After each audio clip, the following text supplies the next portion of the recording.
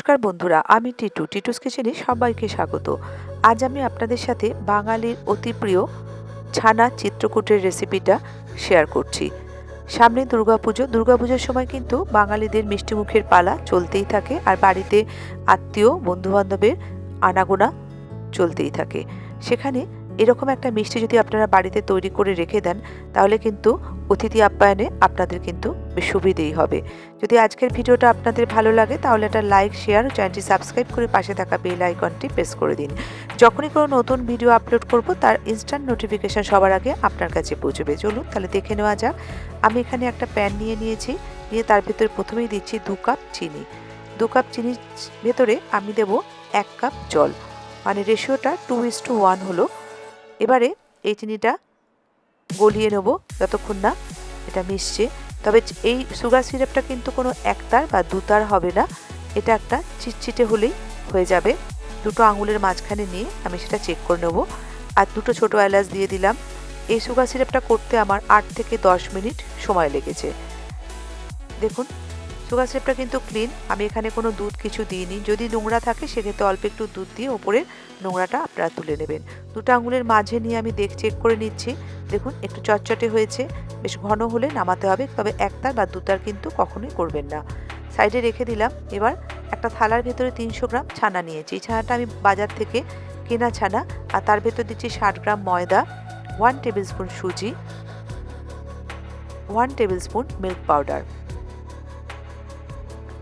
আর দিচ্ছি 3 টিস্পুন চিনি, আর 75 গ্রাম মাওয়া বা খোয়া।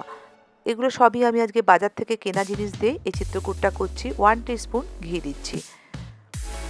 এবার ভালো করে হাতের সাহায্যে এটাকে একদম ঘষে ঘষে মেখে নেব। যেরকম দেখাচ্ছি ভিডিওতে ঠিক সেভাবেই কিন্তু এটা মাখতে হবে, সমস্ত উপকরণগুলো যাতে একসাথে ভালো করে মিশে যায়। একটা স্মুথ ডো রেডি করে নিতে হবে। এভাবে মাখলে চিনিটাও গলে যাবে আর সুজিটাও ভালো করে মিশে যাবে।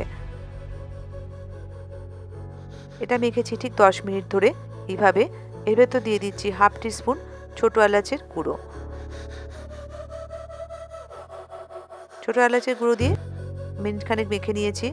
এবার লাস্ট উপকরণ যেটা আমি দেব এর ভেতরে, বেকিং সোডা, খাবার সোডা যেটা আমরা বলি, 1/8 টিস্পুন, মানে হচ্ছে 1/4 ঠিক হাফ। আমার ইনস্টাগ্রাম আইডি টিটু, আপনাকে ইনস্টাগ্রামেও ফলো করতে পারেন। বেকিং সোডাটা দিয়ে আমি কিন্তু 2 থেকে 3 মিনিট ধরে ভালো করে ছানার সাথে মিশিয়ে নিয়েছি। বেকিং সোডাটা এই কারণে দিলাম যাতে চিত্রকূটগুলো বেশ ফুলে নরম হয়ে যায়। তবে খুব বেশি পরিমাণে দিলে কিন্তু ভাজার সময় ফেটে যেতে পারে, সেদিকে একটু খেয়াল রাখতে হবে। আমি এখানে 3খানা ডো রেডি করে রাখলাম। এবার বেলার পালা। একটা চাকি নিয়েছি, তার উপরে দিয়েছি বাটার পেপার। এইভাবে বেললে কিন্তু দেখবেন চট করে উঠে আসছে। এবার কিছুটা ডো নিয়ে একটু স্প্রেড করে দিলাম, এভাবে ফোল্ড করে দিচ্ছি বাটার পেপারটা। হালকা হাতে এটাকে একটু বেলে নেবো, তবে কিন্তু খুব বেশি পাতলা হবে না, চিত্রকূটটা কিন্তু একটু মোটাই হয়। থিকনেসটা আমি দেখিয়ে দিচ্ছি আপনাদের, দেখে বুঝতে পারছেন খুব বেশি কিন্তু পাতলা নয়। ছুরির সাহায্যে সাইডগুলো একটুখানি শেপ দিয়ে নিচ্ছি। আমি এটা চৌকো করে করছি, আপনারা চাইলে ডায়মন্ড শেপেও কিন্তু করতে পারেন। এবার হালকা করে এইভাবে তুলে নেব।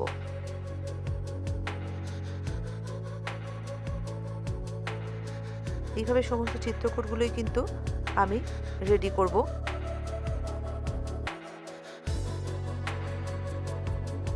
আমার সমস্ত চিত্রকূটগুলো কিন্তু বেলা হয়ে গেছে। এখানে আমি 300 গ্রাম ছানার ভেতরে কিন্তু 9টা ঠিক হয়েছে। খুব সাইজগুলো কিন্তু বেশ ভালোই হয়েছে, দোকানের মতো। এবার ভাজবো, তার জন্য কড়া বসিয়ে দিয়েছি, তার মধ্যে দিচ্ছি 250 গ্রাম কুকিং অয়েল। কুকিং অয়েলটা গরম করে নেবো আগে। মিডিয়াম ফ্লেমে কিন্তু আমি তেলটা দেখুন গরম করে নিয়েছি, বুদবুদ উঠে গেছে। তার ভেতর দিচ্ছি 2 টিস্পুন ঘি। ঘিটা এই কারণেই দিলাম, টেস্টটা কিন্তু অনেকখানি ঘি দিলে বেড়ে যায়। আর ঘি না যদি আপনারা দিতে চান, সেক্ষেত্রে কিন্তু তেলেও আপনারা ভাজতে পারেন। এবার লো ফ্লেমে আমি একটা একটা করে চিত্রকূট দিয়ে দেবো, তবে দিয়ে কিন্তু নাড়বো না, একটু হতে দেবো তলাটা। এখন কিন্তু ভীষণই নরম,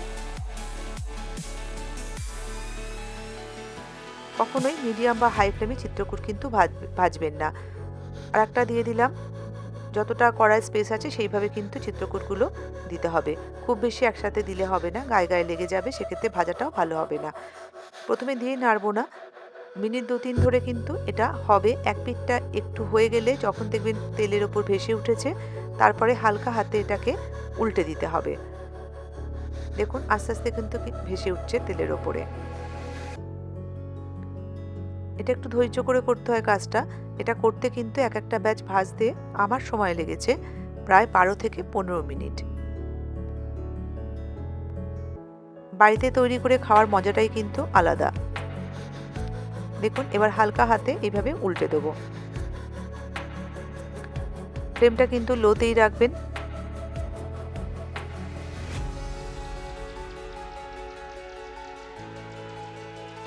দেখুন মিনিট 5 পর এরকম কালারটা কিন্তু চেঞ্জ হয়ে গেল, তবে এখনো কিন্তু পুরোটা হয়নি। এবার উল্টে পাল্টে আমি এগুলোকে ভেজে নেব। রেডি হয়ে গেছে ভাজা। এবার এগুলোকে তুলে নিচ্ছি তেল থেকে। তেলটা একটু ঝরিয়ে নিতে হবে। কতটা বড় হয়ে গেছে ভাজার পরে দেখেই বুঝতে পারছেন, ফুলে উঠেছে। রসা দিলে কিন্তু আরও সাইজটা বেড়ে যাবে, বড় হয়ে যাবে। চিত্রকূটগুলো কিন্তু গরম আর রসটা কিন্তু হালকা গরম। এই রকম রসে চিত্রকূটগুলো দেবো, দিয়ে 5-6 বার এইভাবে উল্টে পাল্টে দেবো। তবে কখনোই খুব গরম রসে চিত্রকূটগুলো দেবেন না, তাহলে কিন্তু ভেঙে যাবে। আগে এইভাবে 5-6 বার ধরে উল্টে পাল্টে ডিপ করে নিলাম রসে। এবার এটাকে আমি 2 ঘন্টার জন্য কিন্তু রসে সুগার সিরাপে ডিপ করব। এবারে তেলটা গরম হয়ে গেছিলে একটু ঠান্ডা করে নিয়েছি, সেকেন্ড ব্যাচটাও কিন্তু দিয়ে দিলাম। সেই আবারও একইভাবে লো ফ্লেমে এগুলোকেও ভেজে নেব। যখন ওপরে ভেসে উঠবে তারপরে কিন্তু এটাকে উল্টে দেবো। সেকেন্ড ব্যাচটাও কিন্তু রেডি হয়ে গেল। এটাকেও তুলে নিচ্ছি, দিয়ে একইভাবে আমি এগুলোকেও সুগার সিরাপের মধ্যে ডিপ করব। দেখুন কতটা ফুলে বড় হয়ে গেছে।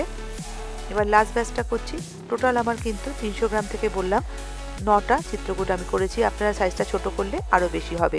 2 ঘন্টা পর দেখাচ্ছি সুগার সিরাপে ডিপ করার পরে কতটা বড় হয়ে গেছে আর কতটা সফট হয়েছে।